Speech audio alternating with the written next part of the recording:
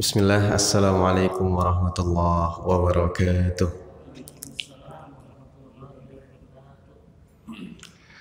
Alhamdulillahi rabbil alamin. Alhamdulillahi wa kafa. Wassalatu wassalamu ala rasulil mujtaba wa ala alihi wa sahbihi wa man ittaba'al huda.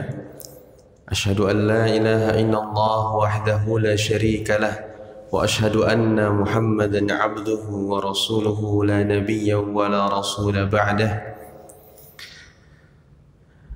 Alhamdulillah, pada kesempatan yang berbahagia ini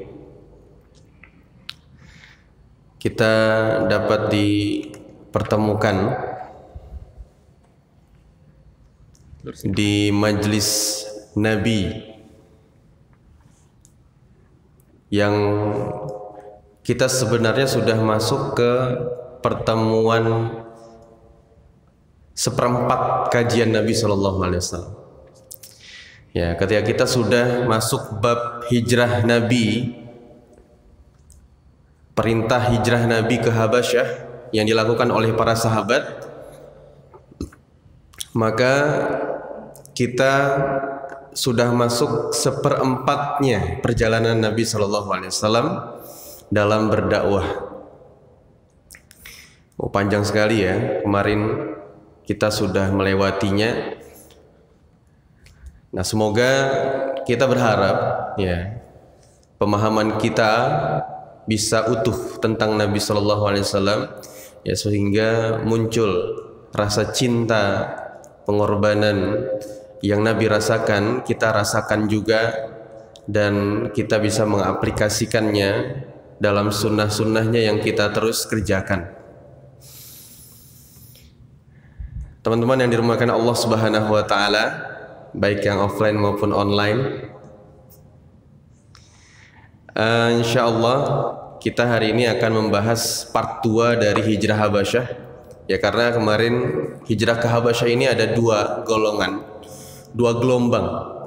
Yang pertama kemarin ya diikuti oleh belasan dari kalangan sahabat yang kemudian mengira bahwa kondisi di Mekah ini sudah kondusif ya, atas pengakuan beberapa intel dari sahabat. Akhirnya mereka kembali lagi ke Mekah.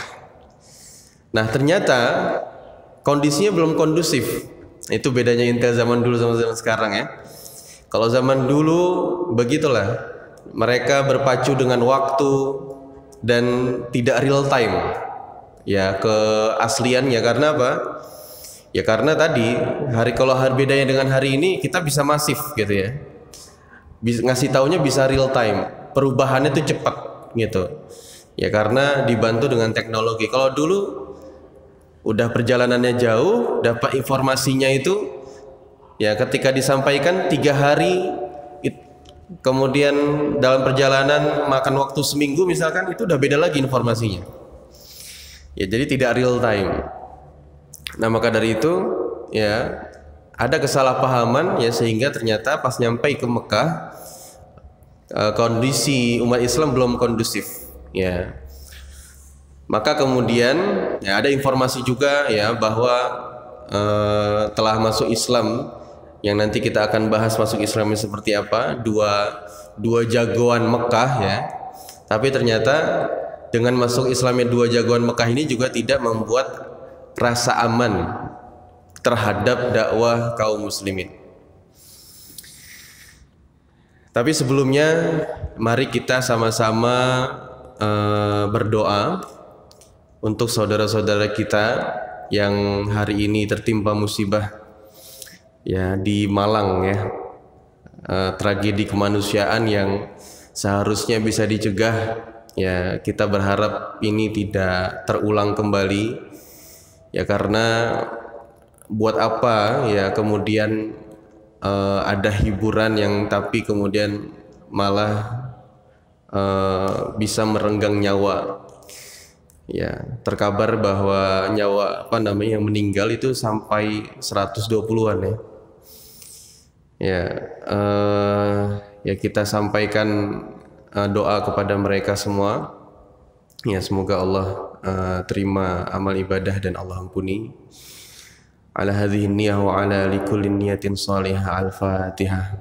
A'udzu billahi minasyaitonir rajim. Bismillahirrahmanirrahim. Alhamdulillahi rabbil alamin arrahmanir rahim maliki yaumiddin. Iyyaka na'budu wa iyyaka nasta'in. Ihdinas siratal mustaqim. صراط الذين أنعمت عليهم غير المغضوب عليهم ولا الضالين آمين اللهم اغفر لهم وارحمهم وعافهم واعف عنهم. Ya, semoga ini jadi pelajaran anak muda nih. Ya, jadi memang kita berharap ya sebenarnya kehidupan itu bisa seimbang. Ya kan? Apa yang bisa menyebabkan seseorang itu sampai kemudian kadang di lain sisi kan sampai tawuran, berantem gitu ya, mengorbankan nyawa. Ya, segitu fanatisnya ya beberapa orang ya, sampai kalau kalah itu atau menang itu dibawa ke hati gitu ya. Nah, ini yang tidak kita inginkan. Maka sewajarnya saja, cintai permainan sewajarnya. Ya, kalau sewajarnya kita melihatnya, maka insya Allah ya tidak akan sampai sedemikian. Ya, ini semua jadi pelajaran untuk kita ya, agar anak-anak muda bisa berpikir lebih bijak ya dalam khususnya mendukung tim sepak bola. Baik, insya Allah kita lanjutkan lagi. Jadi kemarin kita sudah sampai di hijrah ke Habasyah. Apa yang diinginkan oleh Nabi SAW? Apa yang difikirkan? Strategi apa yang direncanakan oleh Nabi SAW? Bahwa ini adalah, ya ini bukan pelarian diri, tapi ini adalah mencari plan B. Kalaulah dakwah di Mekkah itu tidak kondusif, maka harus ada lahan lagi, lahan dakwah cadangan yang mungkin di sana bisa lebih kondusif. Ya. Maka yang dikirimkan itu bukan orang-orang, mohon maaf, dari kalangan sahabat yang dari segi strata lemah di hadapan para kaum kafir Quraisy. Ya, sehingga para kaum kafir Quraisy pun juga terheran-heran ya ketika yang melihat yang berhijrah itu adalah Utsman bin Affan, ya, saudagar dari kalangan terpandang dan kaya. Kemudian ternyata yang berhijrah adalah keluarga Nabi sendiri, ya, sedangkan Nabi nggak ikut gitu. Nah, ini bukan dalam rangka melarikan diri, tapi dalam rangka mencari alternatif dakwah. Ya, maka yang dikirim adalah orang-orang pilihan untuk bisa hijrah ke Habasyah. Dan yang dipilih pun tempat pilihan.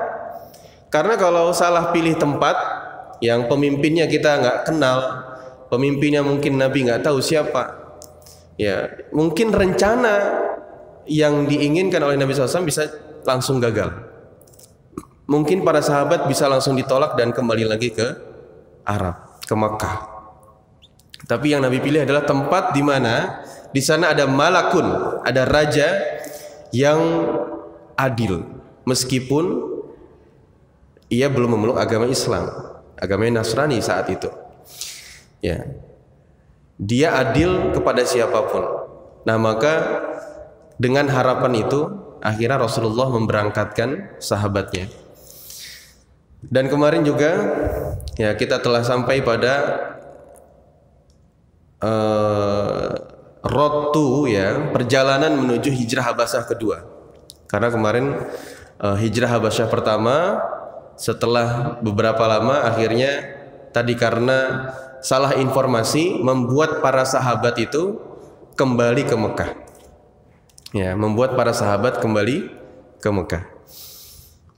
Nah, tapi di tengah hijrah Habasyah ada dua orang, ya, yang ini sangat berpengaruh terhadap dakwahnya Nabi SAW. Siapa itu? ini dijuluki sebagai penakluk singa, dua-duanya ya. Ya, bahkan nama singa itu masih melekat pada diri salah satunya, yaitu Hamzah bin Abdul Muthalib.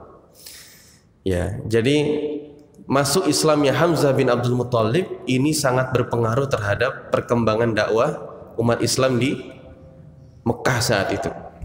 Ya, karena kita tahu Hamzah adalah seorang yang sangat kuat, seorang panglima, jenderal, bisa dikatakan seperti itu. Orang takut sama dia, dan sehingga ketika umat Islam dilindungi olehnya, ya, maka sebagian kaum bangsa Arab itu menjadi jiper gitu ya, takut.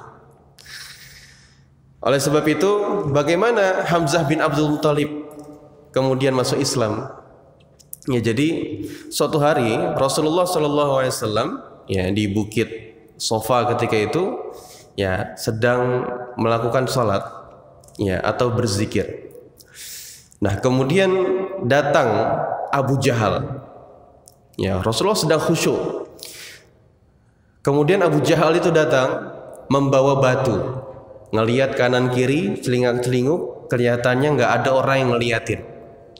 Kelihatannya nggak ada yang mata-matain, kelihatannya tidak ada yang nge-backup Nabi. Maka Abu Jahal langsung datang ke hadapan Nabi yang sedang khusyuk dalam sholatnya. Lalu kemudian batu itu dilemparkan ke arah Nabi SAW, mengenai kepalanya lalu berdarah. Senang dengan kejadian tersebut, ia tertawa lalu meninggalkan tempat itu. Tapi Allah Maha melindungi nabinya, Allah Maha menjaga nabinya. Ternyata ada satu pasang mata yang sedang lewat dan tidak sengaja melihat kejadian tersebut. Di antara kalangan hamba sahaya dari Abu Dujana, yang dimana majikannya ini adalah anggota dari komunitas Hilful Fudul yang dulu kita pernah cerita. Ya, jadi komunitas Hilful Fudul ini adalah komunitas yang diisi oleh orang-orang yang mencintai kebaikan dari kalangan Quraisy ya di zaman jahiliyah. Ya. Dan itu masih terjaga sampai hari itu, dan hamba sahaya itu akhirnya apa? Melaporkan kepada Hamzah bin Abdul Muthalib yang baru pulang berburu. Dengan gagahnya menunggangi kuda, membawa busur panah dan anak panahnya. Ya. Kemudian laporanlah si hamba sahaya itu dan mengatakan, ya, tahukah engkau bahwa Abu Jahal telah melukai keponakanmu, ya, sampai kemudian mengucur darah. Nah, lalu kemudian apa? Hamzah bin Abdul Muthalib saat itu belum masuk Islam. Ya, maka Hamzah bin Abdul Muthalib bertindak sebagai keluarga dekatnya Nabi SAW. Ya, kita tahu bahwa sistem qabilah di sana sangat kuat, kesukuan sangat kuat. Akhirnya ada sistem perlindungan, kafil. Ya, jadi yang lebih tua melindungi yang lebih muda, termasuk Abu Thalib, Hamzah bin Abdul Muthalib itu melindungi keponakan-keponakannya. Apalagi Rasulullah. Ya. Halayak belum tahu Muhammad akan menjadi nabi saja itu sangat dicintai, keponakan yang paling dicintai. Nah, kemudian akhirnya Hamzah langsung, ya, tanpa basa-basi, ya, langsung kembali menuju Darun Nadwah. Ya, langsung menuju Darun Nadwah, tempat tinggalnya, tempat musyawarahnya, tempat nongkrongnya Abu Jahal dan kawan-kawannya. Lalu kemudian Hamzah, ya, tanpa basa-basi mengangkat busurnya lalu menikam ke arah Abu Jahal agar Abu Jahal bisa merasakan hal yang sama yang telah ia lakukan kepada saudaranya, ya, yang dia telah lakukan kepada Nabi Muhammad SAW. Abu Jahal nggak ngelawan karena dia tahu dia salah sebenarnya. Ya, jadi Abu Jahal berusaha menenangkan teman-temannya agar tidak membalas. Ya, cukup. Tapi Hamzah merasa masih kurang puas. Karena Abu Jahal ini kalau ada pembalasan mungkin harus lebih keras dari itu. Nah, maka dari itu Hamzah berpikir, apa yang paling disesali, apa yang paling dikesali, yang tidak disukai oleh Abu Jahal? Tentu yang paling tidak disukai adalah ketika ada di kalangan bangsa Arab yang masuk ke dalam Islam.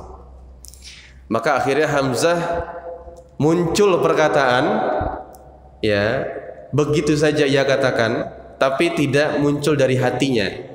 Ini hanya sebagai alibi dia agar Abu Jahal itu kesel gitu ya. Ya, agar menang, pembalasannya itu berakhir menang gitu ya. Nah, akhirnya apa? Dikatakanlah oleh Hamzah bahwa ya Abu Jahal, ya Aba Hakam, ya ketahuilah bahwa aku telah memeluk agama keponakan, gitu ya. Aku telah memeluk agama Islam. Tapi tidak dari hatinya itu. Ya, jadi biar Abu Jahal kapok aja. Wah, ya langsung tuh, ya orang-orang yang hadir di situ langsung takut, ya, karena satu di antara orang-orang yang paling kuat di Mekah saat itu masuk Islam. Bisa jadi nggak ada lawan lagi nih, ya. Bisa jadi Islam akan tersebar lebih mudah. Tapi Hamzah bin Abdul Muttalib kemudian menghadap Rasulullah, melihat keadaannya dan bercerita tentang kisah yang baru saja terjadi. Ya, ketika diceritakan kepada Rasulullah SAW, Rasulullah tidak langsung senang, ya, karena itu kan tidak sengaja. La ikraha fiddin, tidak ada paksaan dalam agama. Maka Rasulullah memberikan kesempatan. Jadi Hamzah mengatakan, wahai Muhammad, tadi aku mengatakan aku telah masuk Islam. Sebenarnya tujuanku adalah untuk agar Abu Jahal itu kapok, ya, tidak mengganggu kamu lagi. Tapi kemudian ada keraguan dalam hatiku, ya. Jadi kok kayaknya nyaman gitu ngomong dia telah masuk Islam. Nah, kemudian akhirnya Nabi mengatakan, silakan engkau minta petunjuk atau merenung lah gitu ya. Merenung selama 3 hari, terus sampaikan keputusannya, apakah engkau akan mengikuti risalahku, ya, atau engkau akan tetap dalam kejahiliahan. Ternyata setelah 3 hari ia merenung, keputusannya adalah masuk ke dalam Islam. Maka Hamzah bin Abdul Muttalib dijuluki sebagai Asadullah. Apa? Asadullah. Apa artinya? Asad, singa Allah. Ya, Asadun, singa. Jadi singa Allah adalah Hamzah bin Abdul Muttalib. Karena Hamzah bin Abdul Muttalib termasuk yang bisa menaklukkan singa.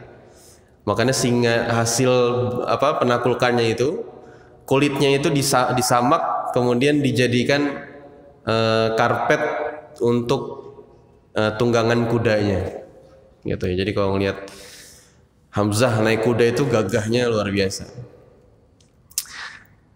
Nah, ini yang pertama, ya, Hamzah bin Abdul Muttalib. Nah, dari Hamzah bin Abdul Muttalib, ya, kita akan belajar banyak hal, ya. Salah satu diantaranya adalah, ya, bagaimana Nabi SAW menjawab cemoohan Abu Jahal dengan kedewasaan. Kan sebenarnya kalau Rasulullah mau, ya, kalau Rasulullah mau, bisa aja Rasulullah langsung balas di saat itu juga. Teman-teman kalau membayangkan gitu, ya, postur tubuhnya Abu Jahal itu tidak seideal postur tubuhnya Nabi. Nabi itu gagah, bahkan lebih tinggi, besar, ya, kuat, ya, lebih kokoh dari Abu Jahal. Abu Jahal itu, ya, sebagaimana kita lihat dan digambarkan, ya, kurang lebih, ya, di film itu. Dia memang menang mental aja, ngomongnya besar, ya. Tapi kalau diadu juga dia nggak akan takut. Kalau diadu, Abu Jahal akan takut dengan Nabi SAW.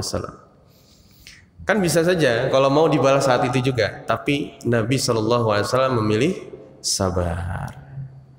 Ya, Nabi SAW memilih diam. Ada waktunya, ada momennya. Ya, salah memilih momen itu juga bisa merusak citra. Gitu. Kita hati-hati kalau mau.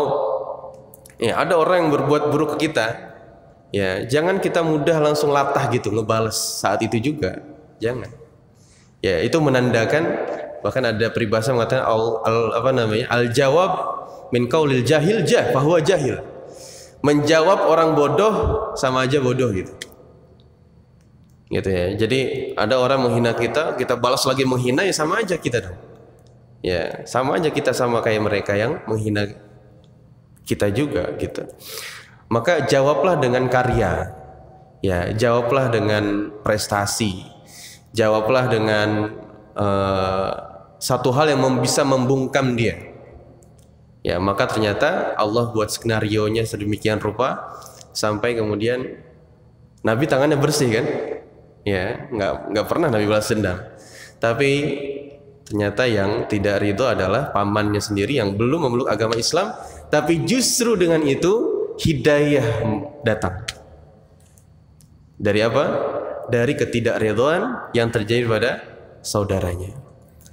Ya, maka itulah ya, barangkali ada teman kita yang non muslim gitu ya, ternyata dia yang paling depan membela kita ketika kita sebagai seorang muslim diperlakukan tidak adil, diperlakukan buruk gitu ya. Jadi barangkali ya teman-teman kita buktinya sudah banyak ya. Misalkan saudara-saudara kita yang ada di Gaza yang membela bukan umat Islam saja, ya seluruh umat manusia yang tergerak hatinya, ya tergerak kemanusiaan, maka akan membela Palestina. Gitu. Nah maka dari itu, itulah Hamzah, ya menjadi bukti bahwa dengan siapa kita bergaul, selama kita menjalin hubungan yang baik, ya terlepas dari akidahnya seperti apa, ya orang akan membela kita. Maka jadilah wong apik, ya. Maka orang juga akan apik kepada kita. Barangkali disitulah hidayah akan Allah turunkan tadi. Siapa yang sangka gitu ya, Nabi tidak perlu sampai masuklah ke dalam Islam, ya berdakwah setiap hari kepada Hamzah, tidak, gitu ya. Tapi kemudian hidayah itu datang dengan sendirinya, karena tadi ya ikhtiar tetap dilakukan oleh manusia, tapi hidayah itu sudah hak prerogatifnya Allah. Ya, kita manusia tidak memiliki campur tangan terhadap hidayah seseorang. Tidak lama setelah Hamzah, masih dengan Hamzah bin Abdul Muthalib, ya. Pelajaran yang kedua adalah tentang bagaimana kita menjadi influencer kebaikan, memviralkan satu hal yang harus diketahui banyak orang. Nah, apa yang terjadi di sana? Pelecehan terhadap Nabi. Ya. Inilah yang dilakukan oleh hamba sahaya tadi. Berusaha untuk menginfokan kepada orang yang kiranya bisa dipercaya untuk kemudian menangkap informasi itu, ya, dan menjadikannya sebagai kabar yang tidak baik tentang Nabi SAW. Ya, jadi setiap kita ini kalau ada hal-hal yang tidak Islami, ya, atau yang menghancurkan Islam, kita harus aware. Ya, kita harus punya warning itu ya, alarm bahwa ini menghancurkan Islam. Ayo kita sebarkan. Ya, disebarkan untuk mengkanter gitu ya, disebarkan untuk mengkanter agar informasi ini tidak tersebar luas. Ada fitnah yang masuk menghina Islam, nah, maka segera dikanter agar fitnah itu tidak tersebar luas. Informasi-informasi yang hoax segera dihapus oleh admin, Ya, jangan sampai informasi itu dimakan mentah oleh anggota grup gitu ya. Kemudian tersebarlah fitnah di mana-mana. Ya. Nah, kita harus peka terhadap hal-hal yang demikian. Karena kalau waktu kita habis sama berita-berita yang hoax tadi ya, itu yang seneng mereka, musuh-musuh Islam. Ya, kemudian kita habislah berdebat di grup, ya, berdebat di tongkrongan. Ya, padahal itu bukan hal yang substantif apa yang bisa kita lakukan. Ya, ada hal yang lebih penting yang bisa kita lakukan dari sekedar memperdebatkan satu hal yang kita nggak tahu ilmunya. Ya, jadi kalau ada hal yang kita nggak tahu ilmunya, ya, ahsannya kita persilakan orang berilmu yang berbicara. Ya, bahkan Imam Malik saja ketika ditanya 33 persoalan kehidupan, Imam Malik cuma bisa jawab 3. Sisanya Imam Malik bilang apa? Allahu a'lam. Saya nggak tahu. Imam Malik. Dia tidak berijtihad, padahal mungkin ya dalam potensinya dia bisa, tapi dia memilih tawakuf, berdiam diri untuk tidak menjawab karena khawatir apa?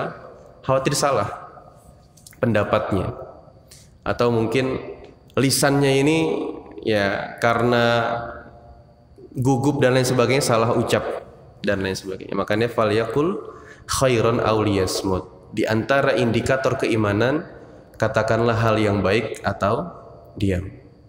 Nah, ini yang menjadi landasan kalau kita ingin berbicara, berpikir dulu.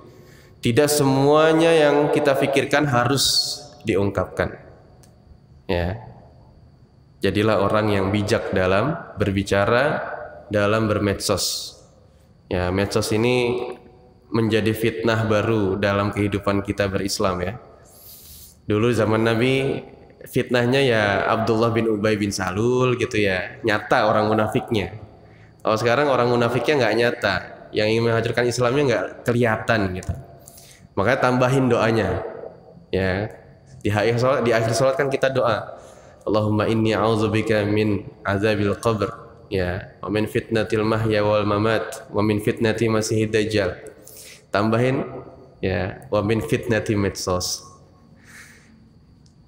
Betul, ya, medsos ini menyita waktu kita sangat banyak. Ya, maka kita minta oleh Allah untuk dilindungi dari fitnah yang ada di media sosial. Yang ketiga, ada jiwa kepahlawanan. Ya, dalam diri Hamzah bin Abdul Muthalib. Yang mana ini kan Hamzah, ya, reputasi Hamzah sebagai seorang pahlawan itu kan ketika di masa jahiliyah itu diakui.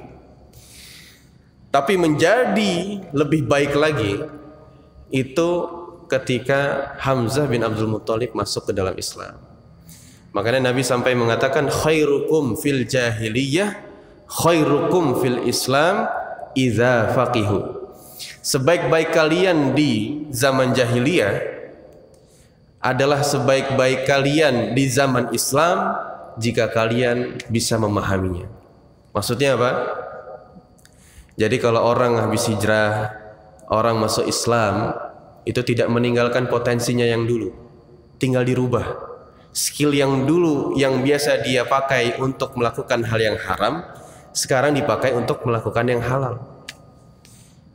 Misalnya ya ada orang media gitu kan.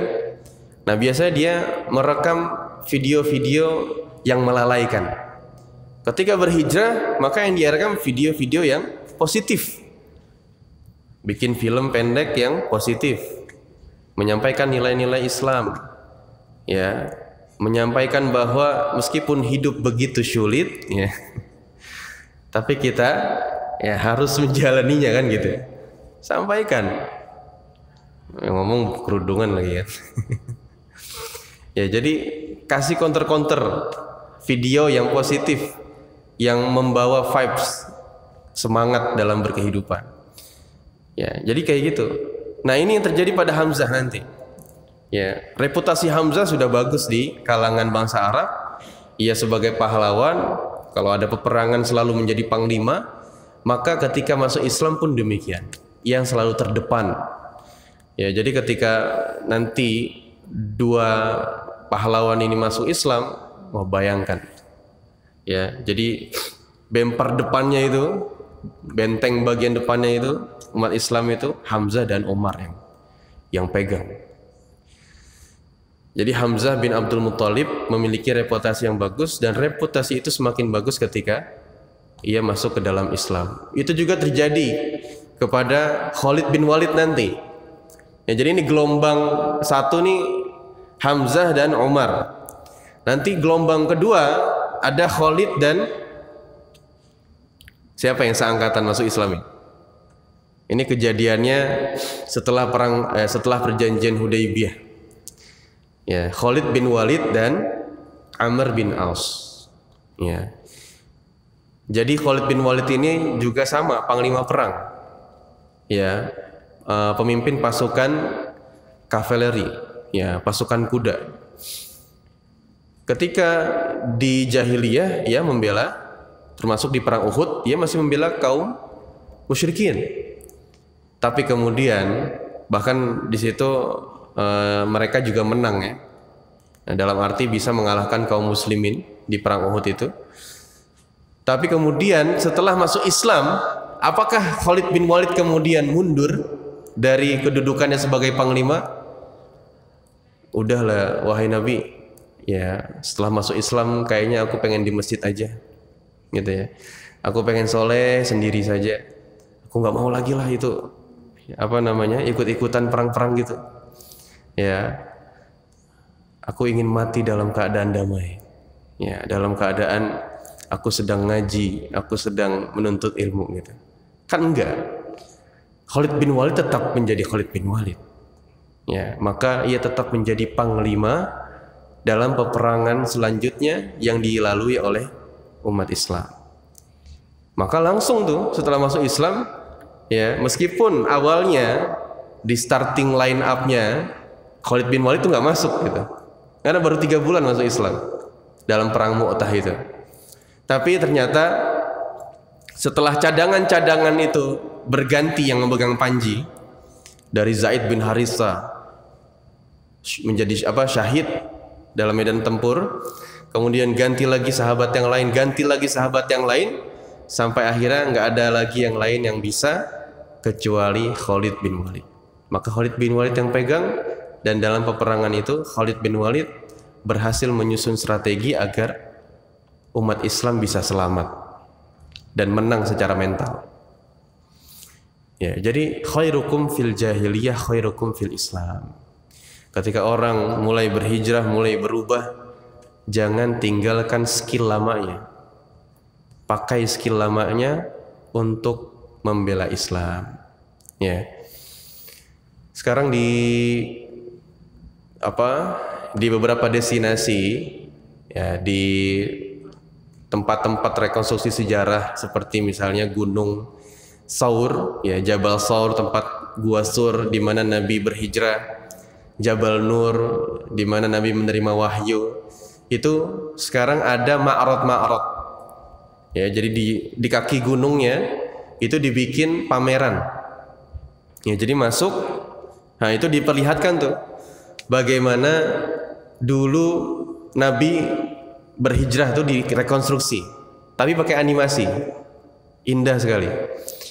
Kalau yang Sur belum jadi, ya, prosesi Nabi berhijrah itu belum jadi ma'radnya atau pamerannya. Tapi yang sudah jadi itu yang di Jabal Nur. Ya, mungkin teman-teman bisa cek websitenya atau Instagramnya.